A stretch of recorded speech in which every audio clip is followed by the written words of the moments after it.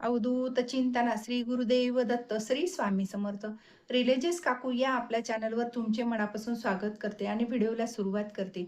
बघा, श्रावण महिन्यामध्ये भगवान शंकराची सर्वात आवडती सेवा कोणती? तर ती आपण आजची सेवा ह्या सोमवारी करणार आहोत. आणि ही सेवा केल्याने आपल्या आयुष्यात काय बदल होतो हे पण आपण जाणून घेणार आहोत. तर ही सेवा परत कोण करतं, कोण करू शकतं ही सेवा, हे जाणून घेण्यासाठी व्हिडिओ शेवटपर्यंत नक्की बघा. तर बघा, भगवान श्री शंकराची आपल्याला आवडती सेवा म्हणजे रुद्राभिषेक आहे. तर रुद्राभिषेक कोण करू शकतं? तर रुद्राभिषेक घरातले सगळे मंडळी कोणीही करू शकतं. जेंट्स, लेडीज, मुलं, मुली असं कुठलंच हे नाही की त्यांनी हे व्रत नाही म्हणजे अभिषेक करू शकत नाही. सगळ्यांना हे करता येईल असं म्हणजे रुद्राभिषेक आहे. आणि हे अभिषेक केल्याने काय होतं? तर हे अभिषेक केल्याने आपल्या आयुष्यात खूप महत्त्वाचे बदल होतात. आपल्या ज्या याच्यामध्ये आहे घरामध्ये सकारात्मक वातावरण तयार होतं आणि ज्या काही आपल्या इच्छा आहेत आपल्या, त्यासुद्धा आपल्या या रुद्र अभिषेकाने आपल्या पूर्ण होतात. तर रुद्राभिषेक आपल्याला घरच्या घरी कसा करता येईल ते आज आपण व्हिडिओमध्ये बघणार आहोत. तर व्हिडिओ शेवटपर्यंत नक्की बघा.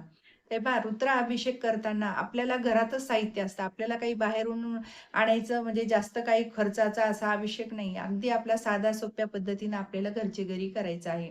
आणि भगवान शिव आपले भोळे सांबा आहेत. आपल्याकडनं एखादं जरी आपल्याकडनं साहित्य आपल्याकडे नसलं, तरीही आपण तशी म्हणजे अभिषेक करू शकतो. असं आपल्याला म्हणजे भोळे सांबा आपल्या असल्यामुळं फक्त त्यांच्या आपली भक्ती पाहिजे, आपली श्रद्धा, विश्वास पाहिजे. आपल्याकडनं दुसरं भगवान शिवाला आपल्याकडनं काहीही नको. पण महिन्यातून समजा नाही 4 आता आपलं जमलं, 4 सोमवार आहेत या महिन्यामध्ये, श्रावणी सोमवार. पण आपल्याला एक सोमवारी जरी आपल्याला हे रुद्राभिषेक आपण केला, तर आपल्यासाठी खूप महत्त्वाचं आहे आणि त्यातच आपल्या एका रुद्राभिषेकानेच आपल्या घरामध्ये खूप महत्त्वाचे बदल होतील. खूप आपल्या घरामध्ये प्रसन्न वातावरण तयार होईल. तर आपण हे रुद्राभिषेक कसा करायचा ते पाहू.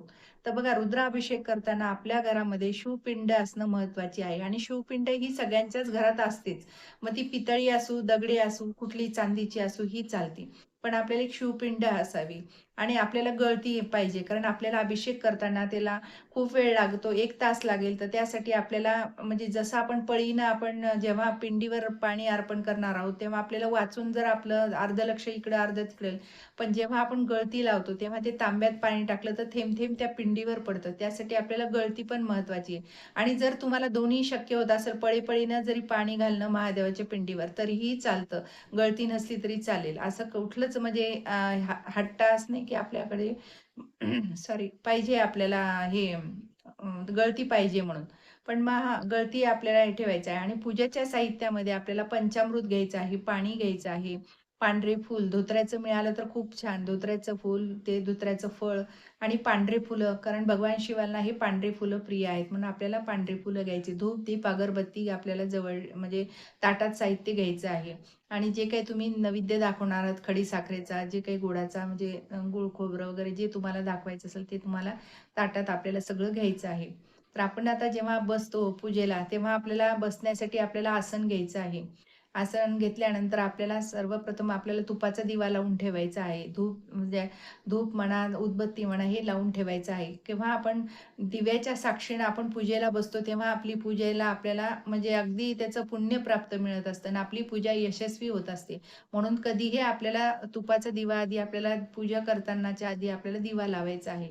तर दिवा लावल्यानंतर मग आपण एक मोठं तामण घ्यायचं आहे. मोठं घेतलेलं कधीही चांगलं. कारण ते पाणी भरल्यानंतर मग आपण अर्धवट पूजा थांबवणार, परत ते पाणी बाजूला काढणार. कारण जर छोटी ताटली घेतली तर त्याचं जास्त भरून जाईल, काठोकाठ पाणी खाली जाईल. कारण हे तीर्थसुद्धा खूप महत्त्वाचं आहे. आपल्या घरामध्ये आपण हे तीर्थ घेतल्याने सुद्धा आपले आजार कमी होतात, आपले शरीर निरोगी राहतं. त्यासाठी आपल्याला तीर्थसुद्धा आपल्याला चांगलं म्हणजे जपून हे करायचं आहे सगळ्यांनी. तर आता पहा, आपण जेव्हा ते शिवपिंड ठेवली, त्यावर आपल्याला गळती ठेवायची आहे आणि आपल्याला गळतीच्या त्या तांब्यामध्ये आपल्याला पाणी घालायचं आहे आणि आधी आपल्याला खाली पण ते पाणी पडल्यानंतर आपल्याला पंचामृत घालायचं आहे. महादेवाच्या पिंडीवर अर्पण करायचं आहे. नंतर परत ते चांगलं पाणी वरतून पडणारच आहे त्यामध्ये. तर आपल्याला हे अभिषेक करताना तुम्ही ओम नमः शिवाय म्हणा किंवा शिव महिम्न स्तोत्र तुम्हाला म्हणता आलं तर ठीक आहे, नाहीतर तुम्ही मोबाईलवर लावून सुद्धा तुम्ही अभिषेक करू शकता. हे शिवमहिम्न पूर्ण स्तोत्र म्हणूस तर आपल्याला ते अभिषेक करायचा आहे. आणि हे झाल्यानंतर मग आपल्याला ती पुसून व्यवस्थित ती शिवपिंड आपल्याला जिथं आपण देवघरात म्हणा किंवा जिथं तुम्ही स्थापन करता तिथं आपल्याला स्थापन करायची आहे. आणि शिवपिंड स्थापन झाल्यानंतर आपल्याला त्याला भस्म अर्पण करायचं आहे. आपल्या पिंडीला आपल्याला 3 बोटांनी आपल्याला भस्म लावायचं आहे. कारण हे ब्रह्मा, विष्णू, महेशचं हे प्रतीक असल्यामुळे आपल्याला 3 बोटं आपल्याला ते पिंडीला आपल्याला असे ओढायचे आहेत. आणि ते लावल्यानंतर आपल्याला पांढरं फूल अर्पण करायचं आहे. धोत्र्याचं फूल, पांढरं ते धोत्र्याचं फळ वगैरे मिळालं तर ते ठीक आहे.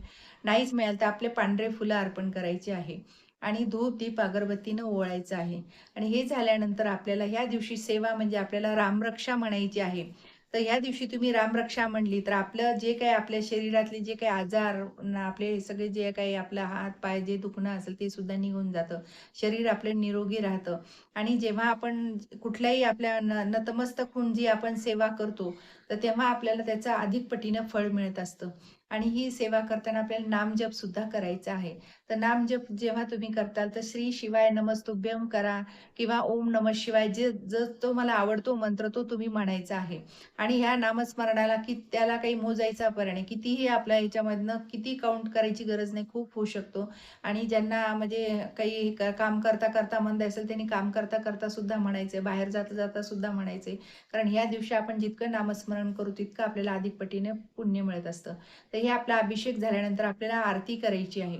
तर आरती तुम्ही पहिली गणपतीची घ्यायची आहे. नंतर तुम्ही आपल्याला आपल्या शिवशंकराची आरती घ्यायची आहे. आणि ही आरती झाल्यानंतर हे जे तीर्थ आहे, हे तीर्थ सगळ्यांनी घ्यायचं आहे आणि प्रसाद जो काही आपण खडीसाखर ठेवणार तो आहे, तो घ्यायचा प्रसाद. तर तो सगळ्यांना आपल्याला द्यायचा आहे. आणि तुम्ही बाकीचा फळाचा पण प्रसाद ठेवू शकता, जे तुम्हाला कारण त्या दिवशी उपास सगळ्यांना असतो, त्यामुळे तुम्ही फळांचा सुद्धा प्रसाद ठेवू शकता. आणि संध्याकाळी तुम्हाला जो जो काही तुम्ही उपास सोडणार असाल, तर त्या दिवशी आपल्याला मग संध्याकाळच्या वेळेस आपल्याला तो जो आपण पूर्ण स्वयंपाक करू, त्याचा आपल्याला गोडाचा नैवेद्य आपल्याला अर्पण करायचा आहे. संध्याकाळी सुद्धा तुम्ही आरती करू शकता आणि आपल्याला प्रसाद हे जे काही नैवेद्य आहे ते अर्पण करायचं आहे. अशा प्रकारे आपल्याला घरच्या घरीच आपल्याला म्हणजे रुद्राभिषेक करता येण्यासारखं आहे आणि हे अभिषेक कोणालाही सहज जमेल घरच्या घरी. नाही तुम्हाला जमलं तर मोबाईलवर लावून सुद्धा तुम्ही हे करू शकता. श्री स्वामी समर्थ. जय जय स्वामी समर्थ. माझा जर व्हिडिओ तुम्हाला आवडल्यास लाईक, शेअर आणि सबस्क्राईब करायला विसरू नका.